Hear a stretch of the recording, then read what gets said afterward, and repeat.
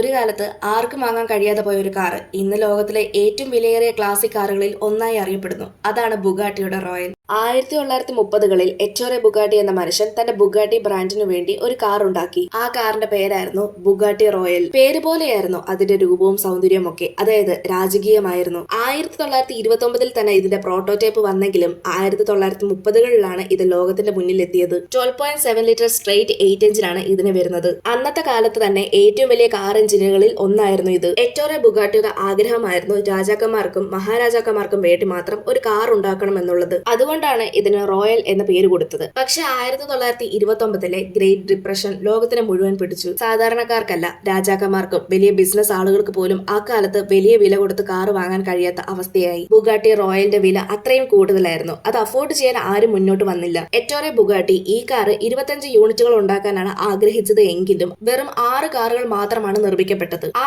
6 Bugatti royal കാറുകളും ഇന്നും ലോകത്തിലെ ഏറ്റവും അപൂർവമായ കളക്ഷൻ കാറാണെന്ന് പറയാം. ഇന്നത്തെ കാലത്ത് ഒരു ബുഗാട്ടി റോയലിന്റെ വില ഏകദേശം $20 മില്യൺ ആണ്. നിങ്ങൾക്ക് ബുഗാട്ടി കാറുകളിൽ ഏറ്റവും ഇഷ്ടമുള്ള കാർ ഏതാണെന്ന് കമന്റ് ചെയ്യ്. ഇതുപോലെയുള്ള കൂടുതൽ വീഡിയോസ് കാണാനായി ചാനൽ സബ്സ്ക്രൈബ് ചെയ്യാനും ഇൻസ്റ്റഗ്രാമിൽ ഫോളോ ചെയ്യാനും മറക്കല്ല്.